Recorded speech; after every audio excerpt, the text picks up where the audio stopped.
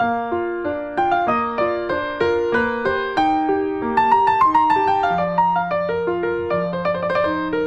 les gens!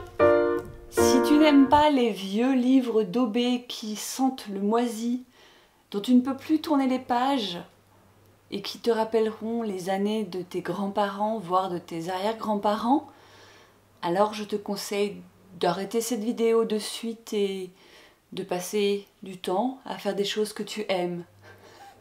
Parce que sinon tu vas t'ennuyer. Je vous présente mes achats, donc book haul, de ce mois d'août, spécial vide-grenier et pratiquement spécial vie scolaire, parce qu'il ne s'agit quasiment que de vieux manuels d'école. Je me suis régalée à trouver ces livres pendant le vide-grenier de mon village. Je ne les ai pas encore spécialement ouverts depuis que je les ai trouvés. Je suis ravie parce que ce sont des vieilles éditions de la mort qui tue et je pense qu'on va bien rigoler avec l'intérieur de ces livres.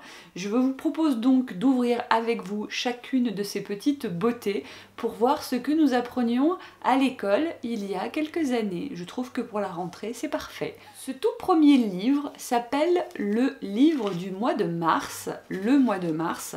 J'ai cru comprendre que c'était un livre religieux, puisqu'il est consacré au glorieux Saint Joseph, traduit de l'italien, et qu'il est précédé d'une nouvelle méthode pour entendre la Sainte Messe.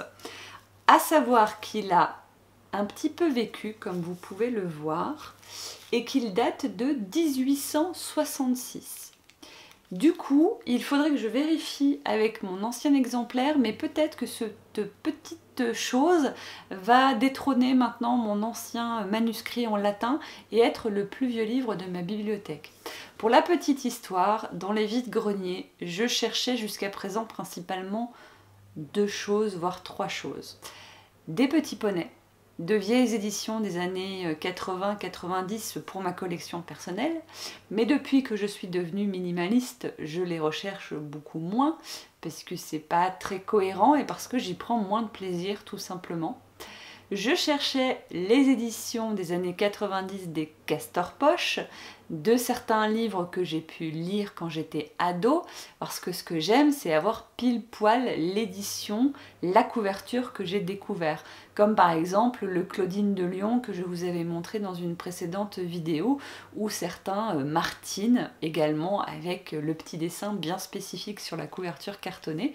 C'est voilà, c'est mon plaisir personnel, j'achète pas tous les Martine, ni tous les oui-oui, mais en avoir un de chaque, ça me fait un rayon qui me fait beaucoup de bien, que je vous montrerai peut-être à l'occasion si vous avez comme moi ce petit côté un peu nostalgie.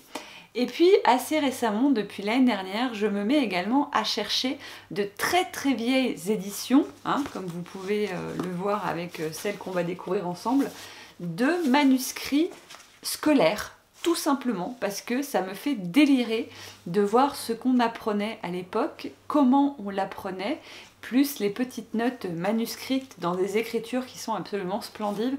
Je trouve ça génial. J'ai également choisi de prendre ce livre malgré son état plus que délabré. Je crois que j'ai même pas réussi encore à identifier de quelle année il était, mais au moins 1923, puisque à l'intérieur, vous avez le nom d'un enfant qui est écrit avec une écriture vraiment enfantine, c'est le cas de le dire, qui a déjà barré un nom au-dessus, et c'est écrit 1923. Donc pour moi, il date même d'avant 1923, et genre il a été refilé du petit frère à la petite sœur, ou du petit frère au petit frère, peut-être d'ailleurs à l'époque. Hein. Et donc c'est un livre pour apprendre à être un bon enfant, j'imagine. Prenons un exemple au hasard, la 102e leçon. A priori, il y en a 280 et quelques. Le Sauveur Jésus nous a donné bien des exemples de cette tendre compassion pour les affligés. Il arrivait un jour près d'une ville appelée Naïm. On portait un mort en terre. C'était le fils unique d'une pauvre veuve. Elle suivait le convoi en versant des larmes abondantes. Jésus, voyant cette mère éplorée, fut touché de compassion. « Ne pleurez plus, lui dit-il. » Puis, faisant arrêter les porteurs et touchant le cercueil, il dit aux morts « Jeune homme, levez-vous, je vous le commande. » À cette parole toute puissante, le jeune homme se lève plein de vie et de santé, et Jésus le rend à sa mère. Une autre fois, Jésus pleura en voyant les larmes de Madeleine et de Marthe, sœurs de Lazare, et pour les consoler, il rendit la vie à leur frère mort depuis 4 jours. Voilà.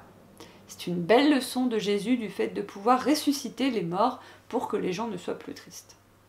Comment se fait-il alors qu'on ne soit pas plus nombreux sur cette planète? Je ne sais pas.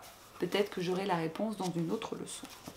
Enfin voilà, c'est très drôle de voir, je me demande en fait quelle était l'utilité de ce guide. Est-ce qu'il fallait lire une leçon par jour, comme nous on lisait les histoires de Disney le soir avant d'aller se coucher? Est-ce qu'il fallait l'apprendre par cœur? Est-ce qu'on le récitait à l'école? Je sais pas. Je sais pas. En tout cas, toutes les petites illustrations qui sont à l'intérieur sont plutôt à connotation biblique, on va dire. Ensuite, qu'est-ce qu'on va choisir? Non, celui-ci, je vous le garde pour la fin, parce qu'alors les sciences et enseignements ménagers, je pense que ça vaudrait une, une vidéo à elle toute seule.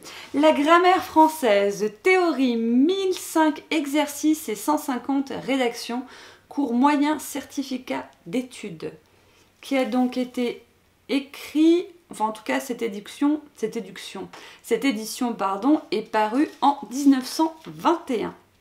Voilà, voilà. Alors là, ce qui serait très drôle quand même, ce serait de confronter ce qu'on fait maintenant à l'école. Je sais même pas à quelle classe ça correspond en fait. Si j'ai une réponse. Ce livre est destiné aux cours moyens des écoles primaires, c'est-à-dire aux enfants de 10 à 12 ans. Donc notre CM2, CM1, CM2, ouais, ça doit être ça à peu près. Avec une partie théorique qui comprend 100 pages, pouvoir apprendre les règles, des exercices sur les groupes de mots, sur les dictées, sur l'élocution, avec de la prose et de la poésie, à étudier ou à reproduire par écrit. Oh mazette. Notion préliminaire, la grammaire apprend à parler et à écrire sans faire de faute. Les mots, pour parler et pour écrire, on se sert de mots. Pour écrire les mots, on se sert de lettres. On compte 26 lettres dans l'alphabet, je ne vais pas vous le faire. Les réunions de toutes ces lettres s'appellent l'alphabet. Il y a 2 sortes de lettres, les voyelles et les consonnes. Je ne vais pas vous les faire non plus. Toutes les voyelles peuvent être brèves ou longues, selon qu'on les prononce vite ou lentement. On a ainsi la patte et la pâte, la bête et la jette, le gîte et le petit, la côte et la côte. La poule et ses poussins. Voyez la poule dans l'herbe qui marche seule en avant, la tête haute, superbe, toutes ses petits la suivant. Souvent elle fait entendre un gloussement redoublé, elle appelle « Qui veut prendre ce grain de mil ou de blé ?» Aussitôt on court, on lutte pour dévancer son voisin, et plus d'un fait la culbute, on reste à moitié chemin. Enfin la paix achevée, sur le sable en plein soleil, la couveuse et la couvée se disposent au sommeil. Alors la poule enfle l'aile pour abriter ses petits, bientôt les voilà sous elle, l'un après l'autre blottis. De Tournier. C'est mignon. J'en ai un autre toujours dans la langue française. 101 cours de langue française. Et alors lui, celui-là, il est exceptionnel parce que j'ai même à l'intérieur des vieux marque-pages. Ça m'a fait délirer quand je l'ai pris. C'est pareil, il y a plein de trucs gribouillés dessus. Hein. Ça, quand vous achetez ce type de livre, on ne peut pas imaginer grand-chose. Le français à travers les âges. Vous avez l'explication de la langue française, avec les sermons de Strasbourg au IXe siècle, le pèlerinage de Joinville au XIIIe siècle et les moutons de Pernurge au XVIe siècle. Avec à chaque fois une explication en fait de l'avancée et l'évolution des mots. Un peu comme nous on a pu apprendre, par exemple, je me souviens, je crois quand j'étais en 6e ou en 5e, on apprenait le vieux François avec les textes de Christian de Troyes et la table ronde, quoi. Je pense que c'est un peu le même délire. Enfin bref, encore, il y a des petits dessins à la fin. Je sais pas si vous les verrez bien, mais quelque chose me dit que l'élève qui avait ce livre n'était peut-être pas très intéressé par l'apprentissage du français. On change de registre avec un livre bébé animaux. On peut pas vraiment dire que ce soit un livre d'apprentissage, mais je l'ai trouvé super joli au niveau des dessins. Je sais pas si vous les verrez bien, si ce sera net. Mais mis à part la couverture, il est en excellent état parce qu'on est vraiment sur de la page, c'est au-delà du cartonné quoi. C'est très joli, donc j'avais envie de le prendre. Voilà, je sais pas de quand il date. C'est les éditions Cocorico 1952, donc il n'est pas tout jeune non plus. Et enfin donc, avant de vous parler de l'enseignement ménager, nous avons les sciences physiques et naturelles, à nouveau le cours moyen, appliqué à l'agriculture, à l'industrie et à l'hygiène. Attention, ça rigole pas. 1930. Donc là aussi, certificat d'études, donc logiquement, si c'est comme tout à l'heure, les 10-12 ans, le CM1, CM2 actuel. avec de belles illustrations de nos amis agriculteurs qui s'occupent de leur bétail. Alors je pense que tout était mélangé, biologie, géologie, physique, etc. Puisque là j'ai un chapitre par exemple sur le charbon, sur ses propriétés, à quoi il peut servir. Et après j'ai aussi les pierres avec les roches sédimentaires, les couches, là j'ai le changement de décor, avec jamais de chaleur avec des illustrations. Je sais pas si vous imaginez comment c'était écrit dense et petit quoi. Enfin, j'ai quelques vagues souvenirs de mes livres de géo et de physique. C'était vachement, c'est tellement beau le mot vachement, illustré et aéré que ça, parce que ça, c'est... faut se les taper les pages, quoi. Enfin, je veux dire, faut être motivé. L'homme et les animaux. Ah bah évidemment, je tombe tout de suite sur un pénis. Vous noterez que l'illustration à côté n'a pas d'appareil reproducteur, ni féminin, ni masculin, pour le coup. Il y a pas. On les met pas. Non. Par contre, on a déjà bien le rouge pour le sang artériel, le bleu pour le sang veineux, un espèce de noir dégueulasse pour le sang coagulé. Voilà. Mais on ne se reproduit pas à l'époque. Ça ne marche pas, ça n'existe pas. Oh, quelle horreur! Alors voilà, un exemple. Hein.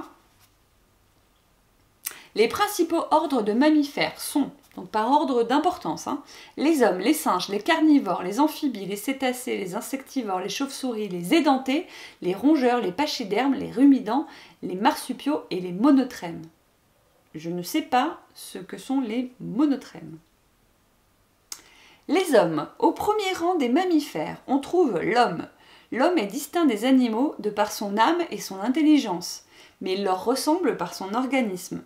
C'est pourquoi nous l'avons étudié en détail au début de ce livre. On distingue 3 races principales d'hommes. La race blanche, les Européens, les Hindous et les Arabes. La race jaune, chinois, japonais. Et la race noire, nègre. On peut joindre à ces 3 races la race rouge, indien d'Amérique, qui tend d'ailleurs de plus en plus à disparaître. C'est pas une pépite ça ? Et alors, je vous montre le joli dessin. Race blanche, race jaune, race noire et race rouge. Voilà. Normal. Tout va bien. C'est pour ça que je vous dis que ce genre de bouquin, ça peut être intéressant de les dépioter véritablement dans le détail. Et donc, pour terminer ce petit book haul spécial Retournant à l'école, sciences et enseignement ménager, toujours court, moyen et supérieur. Et c'est un livre de jeune fille, voilà, vous le verrez peut-être pas, mais c'est écrit jeune fille. Et nous avons donc d'ailleurs 2 jeunes filles, une petite presque enfant, je dirais. C'est d'ailleurs peut-être bien un enfant qui attend que sa mère ait fini de faire la popote, enfin pas la popote, la lessive. Donc c'est un livre pour apprendre des choses utiles pour être une bonne femme au foyer. Voilà, petit livre qui date de 1923. On retrouve exactement le même dessin que dans l'autre livre, à savoir mammifères et régime alimentaire avec les races qui tendent à disparaître. Ce serait super intéressant, je ferai l'exercice, tiens, parce qu'au final, ils sont publiés par la même maison d'édition, de la même année, et qui traitent à peu près des mêmes thèmes. Donc ce serait intéressant de voir si les textes sont exactement les mêmes dans la version spéciale jeune fille par rapport à l'autre que je croyais, on va dire, tout public. Nous avons donc à la fin, parce qu'on va aller directement... Ah, on a quand même 2 pages, je ne vais pas m'attarder dessus, hein, mais on a quand même des pages sur les animaux utiles et les animaux inutiles. Avec les animaux qui travaillent pour nous. Oh là là, mais ça va me plaire ce bouquin. Moi je vous le dis, ça va me plaire. Voilà, livre 5, économie domestique, entre parenthèses, enseignement ménager. Et alors je vous lis les pépites tout de suite des citations qui sont ajoutées pour illustrer le texte. Hein.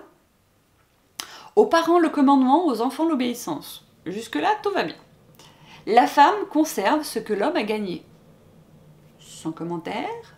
Et alors, proverbe, maison sans femme et sans flamme, maison sans âme. Définition. L'économie domestique est une science qui traite de toutes les questions relatives à la direction et à l'entretien d'un ménage. C'est une science tout à la fois pratique et morale. Voilà, voilà, voilà, voilà. C'est une science pratique en ce sens qu'elle trouve son application journalière dans les soins matériels du foyer domestique. C'est une science morale car elle enseigne à la mère de famille ses devoirs d'intérieur et lui apprend que dans leur accomplissement dépendent l'ordre, l'harmonie et le bien-être moral qui sont la richesse d'un foyer bien dirigé. Voilà, voilà. Ça, c'est que la première page. Eh ben putain, on ne devait pas s'amuser tous les jours, hein, la dame au foyer à cette époque-là. Bref, je ne vais pas là non plus vous faire tout le livre, mais ça vous donne une idée de la petite bête qui va être, je pense, très drôle à étudier juste pour le fun, comme ça. Je suis pas sûre que je vais les rentrer sur Livre Addict, hein, ceux-là. Il doit y avoir moyen quand même de s'amuser, même si s'amuser n'est peut-être pas forcément du coup le terme qui convient le mieux. Mais si je trouve d'autres pépites, je ferai peut-être une vidéo spéciale pépites cours d'école du siècle dernier. Ça peut être marrant. Je vous dis à bientôt. Ciao!